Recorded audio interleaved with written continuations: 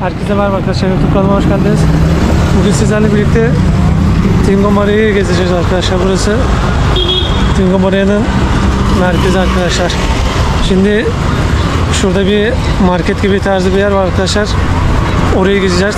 Ülkenin ekonomisini zaten en iyi burada anlarız arkadaşlar.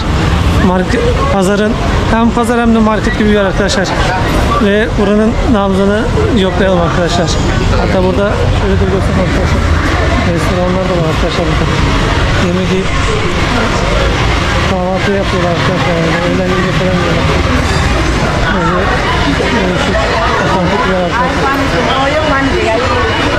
Gayet güzel ve temiz. Burada temiz falan var arkadaşlar.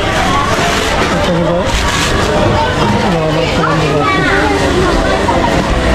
Pirincin kilosu 4 lira diyor arkadaşlar. Gayet güzel ve temiz bir yer arkadaşlar.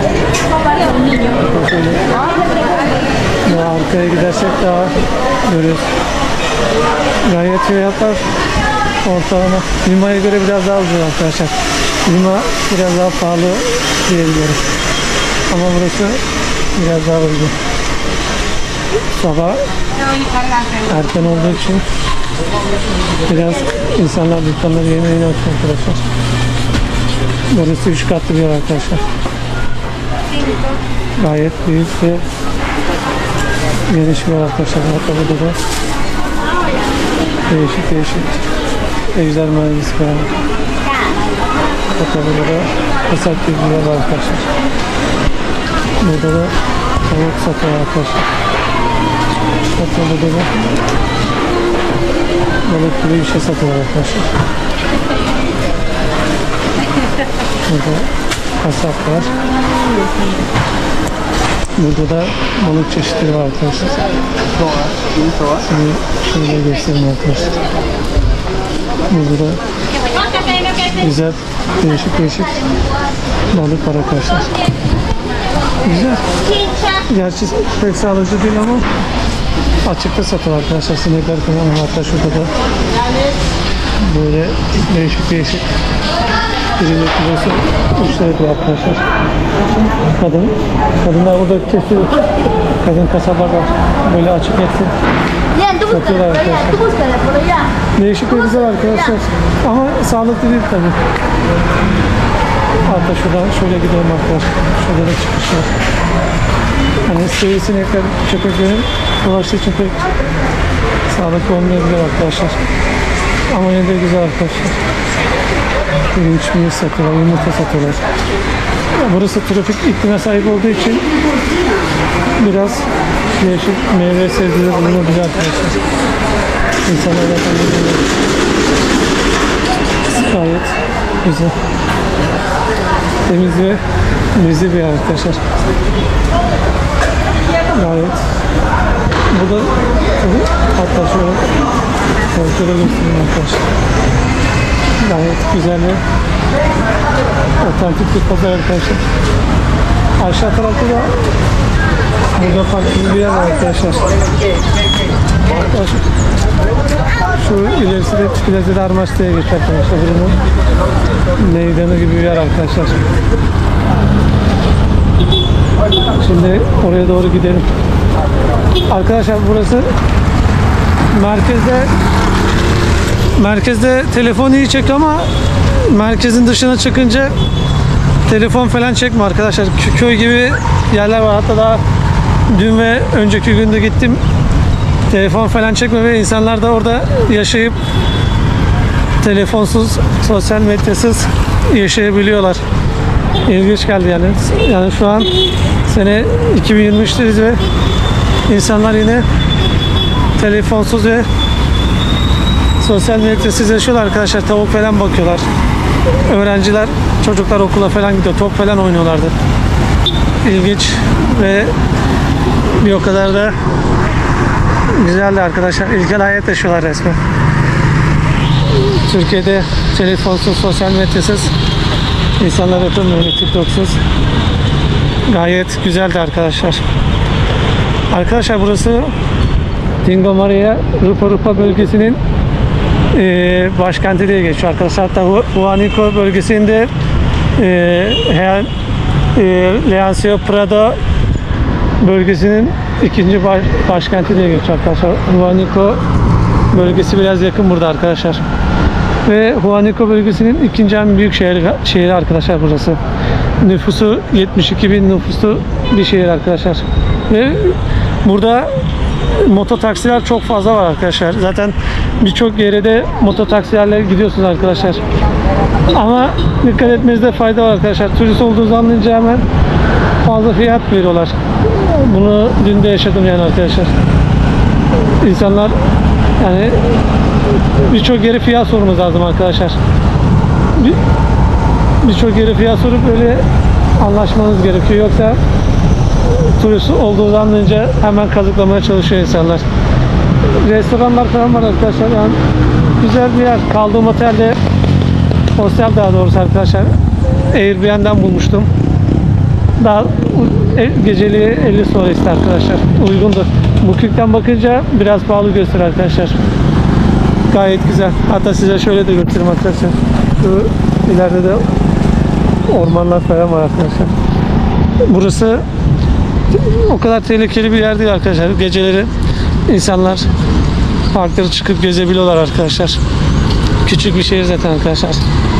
Gayet otantik, tropikal iklime sahip bir şehir arkadaşlar. Şimdi ileride Plaza de Armas var. Orada da yine kermes gibi bir şeyler açmışlar arkadaşlar. İnsanlar satıyor. Burada herkes dediğim gibi mototaksi kullanıyor arkadaşlar. Polis de bir şey demiyor zaten arkadaşlar. Küçük çocuklar, kadınlar falan herkes mototaksi kullanıyor arkadaşlar. Bazen ilginç gelmişti bana da. Ama gayet de güzel yani arkadaşlar. Küçük bir şey arkadaşlar. Zaten burada genelde şelaleler var arkadaşlar. Park ormanları falan, dağları gezebildiğiniz yürüyüş alanları da var arkadaşlar. Buranın önemli yerleri zaten arkadaşlar Catarata Santa Carmen var. Parque Nacional Tingo Maria var arkadaşlar. Zaten bu taraftaki yerleri hepsini koruma alanına almışlar arkadaşlar. Gayet de güzel arkadaşlar. Yani arkadaşlar buraya şu an burası tabii kış ayı ama yine de hava güzel arkadaşlar. Tropik iklime sahip olduğu için bir anda yağmur yağıp bir anda güneş açabiliyor. İlginç şeyler olabiliyor arkadaşlar. Genel anlamda fiyatlar uygun burada arkadaşlar. Lima'ya göre kat biraz daha uygun yani. Markette ya da benzin fiyatlarında daha iyi anlaşılıyor arkadaşlar. Hatta size de şöyle göstereyim. Şurası belediye binası var arkadaşlar. Burada da polis yolu kapatmış. Ama şu ileride de Plaza de Armas diye buranın önemli yerlerinden birisi arkadaşlar. Hatta burayı da kuş bakışı seyredebileceğiniz yerler de var arkadaşlar. Tabii yağmur yağdığı için arkadaşlar biraz zor olabiliyor arkadaşlar. Şu ileride de gidip göstereyim size arkadaşlar. Gayet güzel ve temiz bir yer arkadaşlar. Temiz doğası olan bir yer arkadaşlar. İnsanlar zaten köylerde telefonla çekiyor insanlar. Tavuklarla, bahçelerle uğraşıyorlar arkadaşlar. Ekip tutuyorlar. Mısır tarlası falan da vardı hatta arkadaşlar. Güzel şeylerlerin olduğu bir yerde arkadaşlar. Hatta şurası belediye binası arkadaşlar, yeşil olan bir yer. Gerçi polis binası da öyle arkadaşlar. Burası tehlikeli olmadığı için öyle çok güvenlikli olması gerekiyor. Burası da kilise arkadaşlar. Bugün etkinlik var galiba arkadaşlar. Ondan polis yolu kapatmış. Süslemişler. Burada da bir değişik müzik etkinliği var. Bugün bir etkinlik var. Polis veya jandarma diyeceğim. Etkinliğe kapatmış. Gerçi giriş yasak arkadaşlar. Burası da Plaza de Armas diye geçti arkadaşlar. Buraya meydanı. Buraya giriş yasak. Şurada polis var. Bugün burada bir şey var ama gayet güzel etkinlik var.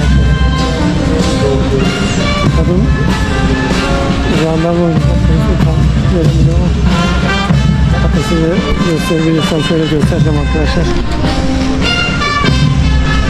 Hatta Leyensi'ye kadar buraya geçiyor arkadaşlar burası.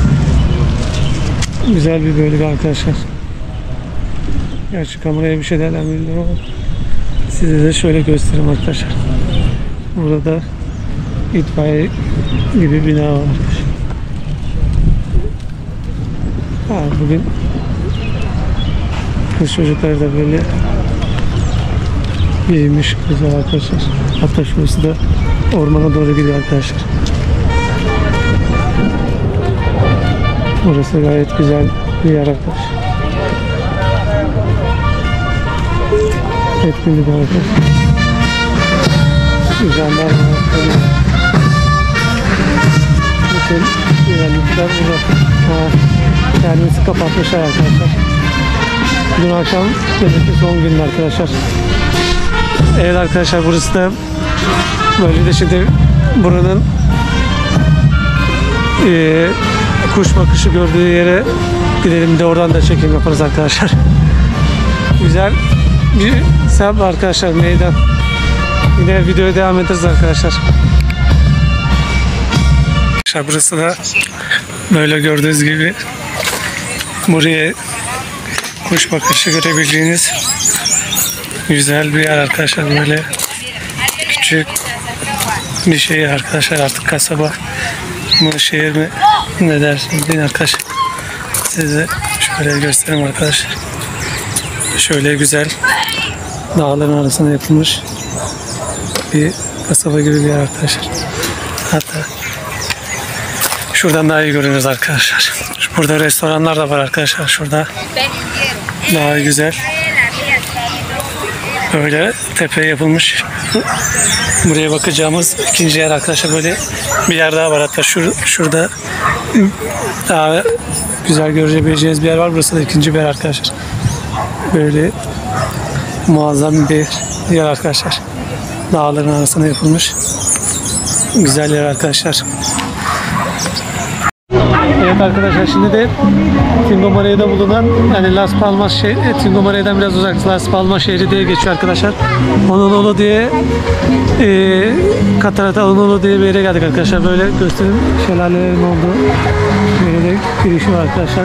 Böyle de köprüsü var arkadaşlar. Burası da yine buranın önemli simgelerinden bir yer arkadaşlar. Hatta şöyle de nehir var arkadaşlar. Gayet dağların içinden geçiyor. Buraya Tingo Maria'dan gelinir arkadaşlar. Hatta şu da eski köprü arkadaşlar. Burası yeni, bu da eski. Önceden böyle geçiyorlarmış ama tehlikeli. Kapatmışlar zaten arkadaşlar orada. Dağların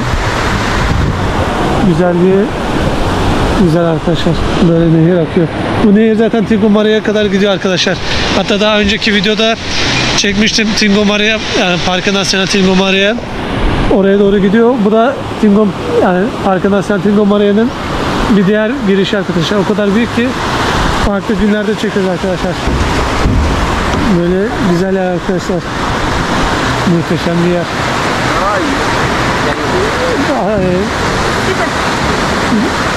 Bir arkadaşlar daha önce de dediğim gibi zaten sabah dedim turist olduğunuzu anlayacağım arkadaşlar. Hatta bize ilk sorduğumuzda buraya 7 soru istemişlerdi giriş kişi başı. Ama başka yere sorduğumuzda da 5 soru istedi. Ucuza getiriyorlar yani. Öyle de örnek verelim size arkadaşlar. Hemen kazıklıyorlar. Tabii burası gayet güzel. Giriş ücreti var arkadaşlar. Şimdi giriş ücretine bakalım. Tabii her yerde giriş. Gerçi o kadar da pahalı değildir arkadaşlar. 5 soles arkadaşlar. Tahmin ettiğim gibi. Fazla pahalı değil. Burası şelale. Yani zaten arkadaşlar Tingo Maria şelaleyle biliniyor arkadaşlar. Şelale var. Dağlar falan var arkadaşlar. Gayet güzel. Hatta size şöyle de göstereyim. 15 dakika diyor. 1.4 kilometre yürüyüş alanı var yani. Bayağı uzak arkadaşlar. Şurada bayağı büyük. Evet arkadaşlar. Ya buraya Lima'dan otobüsler geliyor arkadaşlar. Yani otobüslerinde en düşük ücreti 70 soles'ten başlıyor arkadaşlar. 70 soles 80 soles'e gidiyor. 10 saatlik bir yolculuk sürer zaten arkadaşlar. Otobüslerde çift kişilik, böyle çift kişilik derken çift katlı yataklı koltuklara sahip otobüsler arkadaşlar. Gayet konforlu geliniyor yani arkadaşlar, sorun değil. Ama araştırmanızda fayda var ve biz de şansımıza kış ayında gelmişiz ama kış ayı dediğimde görüyorsunuz arkadaşlar, sıcak, güzel iklime sahip bir yer arkadaşlar, öyle çok da soğuk değil yani. Evet arkadaşlar, şimdi biz ödemeyi yapalım. Şelaleye gittiğimiz yere videoya geçeriz arkadaşlar.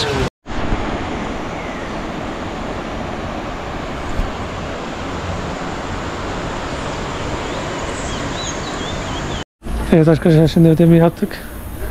İçeri getirdik. Hatta dediğim gibi burada da telefon yine çekmiyor. Ama insanlar burada böyle yaşamını sürdürüyor arkadaşlar. İlkel hayatta gibi yaşıyorlar. Öyle ben size böyle güzel yaşıyorlar arkadaşlar. Tavuklar, civcivler var. Onlarla uğraşıyorlar arkadaşlar. Gayet de güzel. Ne sosyal medya var ne telefon. Böyle dağın başında, ormanların içinde yaşıyorlar. Bu devirde bile böyle yaşam var yani arkadaşlar. Bayağı bir yürüyeceğiz tabii arkadaşlar biz. Size burayı göstermek istedim arkadaşlar. Tabii burada yine hediyelik eşyalar falan var arkadaşlar. Almak isterseniz. Turistler de geliyor zaten buraya arkadaşlar. Gayet güzel böyle şeyler var arkadaşlar. Hola, buenos días. Burada da küçük. Küçük. Gerçi biraz hayvanları asabi oluyor arkadaşlar bunların. Hemen ısırmaya çalışıyor, o yüzden dikkat etmek lazım. Böyle güzel bir yer arkadaşlar. Şurada da merdiven yapmışlar arkadaşlar. Bayağı bir yürüyeceğiz gibi arkadaşlar. Zaten burada Tingo dediğim Parkı Nasyonal Tingo Mare'ye da yakın arkadaşlar. Bayağı büyük bir yer burası. Güzel koruma altına alınmış bir yer. Yeşilliklerin içinde. Gayet güzel ve temiz arkadaşlar. Burada insanlar yaşıyor. Kıyafetleri de yıkıyorlar hatta arkadaşlar. Şurada tavuklar falan var arkadaşlar. Görüyorsunuz ne kadar güzel olduğunu arkadaşlar. Ormanların. Limada böyle bir şey yok arkadaşlar. Lima sıcak olduğu için galiba ormanlarda böyle yeşillik yok. Ama burası tropikal iklime sahip olduğu için her yer yemyeşil arkadaşlar. Siz de görüyorsunuz. Evet arkadaşlar, biz yürümeye devam edelim. Şelaleye vardığımızda kayda devam ederiz yine arkadaşlar. Evet arkadaşlar, şimdi uzun bir yürüyüşün ardından galiba geldik arkadaşlar. Hatta burada şelale var. Böyle de doğal buradan şuralarda akıyor arkadaşlar. Gayet güzel yapalım. Sağda akan güzel bir su arkadaşlar. Arkadaşlar evet, buraya gelirseniz yanınıza mutlaka sinek kovucu veyahut da limon, kolonya falan, limon ne bulursanız getirmeniz lazım arkadaşlar. Yoksa sıkıntı çekersiniz çünkü vücudumda resmen grup çalışması yaptılar arkadaşlar. Sokmadık bir yer bırakmadı, kulağıma kadar. Maşallah ısırdı her yeri. Onun için sinek kovucu lazım. Şart, bir de nem çok arkadaşlar burada. Ama ne kadar kapalı olsa da aşırı bir nem var. Onun için tedarikli gelmenizde fayda var arkadaşlar. Gerçi burada yine lokantalar var ama muz kızartması falan yapıyorlar arkadaşlar.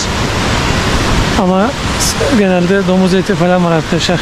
Domuz eti yemediğimiz için öyle ben de onları yemiyoruz arkadaşlar. Yine yanınızda bisküvi tarzı atıştırmalık getirirseniz iyi olur. Gayet güzel arkadaşlar. Hatta size de şöyle göstereyim. Nehir akıyor bayağı arkadaşlar. Böyle gayet güzel bir hoş. Girişi de şurada galiba arkadaşlar. Güzel yapılmış arkadaşlar. Ama tabi yürüyüş yolu bayağı uzak arkadaşlar. İnsanı nefessiz bırakıyor, yoruyor. Hatta girişi de şöyle göstereyim arkadaşlar. 5 lira. Yani 2 dolar mı yapıyor, 1 dolar mı yapıyor? Hatta şöyle de güzel havuzun olduğu bir yer var arkadaşlar. Siz de görüyorsunuz. Hatta gidelim. Tabii biz de kafamıza göre geldik, hazırlıksız geldik arkadaşlar. Korkmak yok. Böyle bir yer ücretsiz arkadaşlar, tertemiz. Natural havuz, doğal. Burada da böyle şelaleler var arkadaşlar. Sesi de duyuyorsunuz zaten arkadaşlar. Bayağı güzel akıyor. Böyle dağların arasında muazzam bir yer arkadaşlar. Ama tabii üstümüzde çok olmadığı için buraya giremiyoruz. Hatta şurada da şelale var arkadaşlar. Şelaleyi de göstereyim arkadaşlar. Böyle güzel dağların arasına yapmışlar. Muazzam bir yer arkadaşlar. Yani burada genelde bu çevrede böyle çok var. Zaten diğer videoları da çektim arkadaşlar. Onları da daha sonra yükleriz. Burada da böyle yürüyüş yolu var. Flora falan da, hayvanlar var. Genelde hayvan, bitki örtüleri var. Size asıl buraya yerini göstereyim arkadaşlar. Böyle o aşağıdaki havuzun suyu buradan dolu işte arkadaşlar. Böyle gayet güzel arkadaşlar. Jacuzzi, Catarata Jacuzzi Honolulu diye geçiyor arkadaşlar. 5 metreden akıyormuş su. Size de şöyle göstereyim. Muazzam bir yer arkadaşlar. Şurada zaten arkadaşlar. Hatta şurada da bayağı da uzak arkadaşlar. Burası küçük yer. En büyük yeri asıl yer daha yukarıda arkadaşlar. Burası böyle ufak akan bir yer. Gerçi oraya da gidiliyor arkadaşlar. Girmek isterseniz oradan da girebilirsiniz. Şuradan da şöyle bir yol gidiyor ama nereye gittiğini bilmiyorum arkadaşlar. Ve nefessiz kaldık arkadaşlar. Bayağı yükseğe yapılmış yani. Ve gayet de güzel arkadaşlar. 5 lira çok da pahalı değil yani. Burada da diğer bir havuz var arkadaşlar. Böyle göstereyim. Böyle gürül gürül akan güzel suya. Suyun rüzgarı o kadar büyük arkadaşlar. Bayağı sert ve güçlü akıyor. Şu aşağıda yüzeyde var arkadaşlar. Gayet de güzel arkadaşlar. Evet arkadaşlar, dediğim gibi buraya yine moto taksilerle giriniyor arkadaşlar. Ama eğer bir gün gelirseniz de dikkat edersiniz arkadaşlar. Tingo Maria güzel arkadaşlar. Lima'ya yakın güzel bir şehir arkadaşlar. Lima'dan daha iyi hatta arkadaşlar. Lima'da pek gezilecek yerler var ama genelde ben burayı tercih ederdim arkadaşlar. Gayet güzel ve temiz yapmışlar. Tabii size yine şöyle göstereyim, burada da güzel suların altı şöyle temizler. Ama tabii arkadaşlar nefessiz kaldık. Bayağı yüksek. Burada yine dinlenme alanları var arkadaşlar. Burası 24 metre. Aşağısı 5 metre dediğim yer 5 metre. Burası da 24 metre arkadaşlar. Bayağı yüksek. Hatta burada da dinlenebiliyorsunuz. Daha da çıkıyor. Böyle güzel havuzun şelalenin olduğu yer arkadaşlar. Burada da banyo tuvalet falan var arkadaşlar. Yine çıkıp bakalım tabii. Bakalım orası nereye gidiyor. Şu an 24 metre yükseklikteyiz arkadaşlar. gayet yüksek yani. Zaten arkadaşlar Cinco Maria'da deniz seviyesinden 600 metre, 620 metre ne olması lazım? Yükseklikte yapılmış bir şey arkadaşlar. Gayet de güzel. Bayağı da çıkıyor arkadaşlar. Biz olmadı. Yine çıkalım arkadaşlar. Video kaydına gireriz. Bayağı yorucu olacak. Evet arkadaşlar, şimdi asıl yere geldik arkadaşlar. Şu an 50 metre yükseklikteyiz arkadaşlar ve buraya çıkarken bayağı yorulduk arkadaşlar. İnsanın nefesi ve kalbi yoruluyor arkadaşlar. Bayağı yüksek yani 50 metre. Hatta size de şu güzelliği göstereyim arkadaşlar. Şuradan şöyle kapıdan yürü akan bir su arkadaşlar. Burada da ölü doğal havuz var. Şu yukarıda da girişi var zaten arkadaşlar. Orada da ayrı bir havuz gibi bir yer var. Hatta orayı da gösterebilirsem göstereyim arkadaşlar. Gayet güzel de konuşuyor arkadaşlar. Ama tabii bayağı bir yüksek arkadaşlar. Şöyle göstereyim arkadaşlar. Gayet güzel bir konu arkadaşlar. Ama tutarken insanın nefesi yorulacak arkadaşlar. Evet. Hatta burası da böyle yapalım. Güzel bir arkadaşlar. Gayet güzel bir temiz arkadaşlar. Havuzu temizler arkadaşlar. Tabii bugün bir hava soğuk. Girmek zor ama yine de size böyle bu güzelliği göstereyim arkadaşlar. Böyle havuzun ne kadar temiz olduğunu size de göstereyim arkadaşlar. Ama tabii bayağı yüksek olduğu için buraya çıkarken insan yoruluyor. Hatta size şöyle daha iyi gösterebilirim arkadaşlar. Buradan da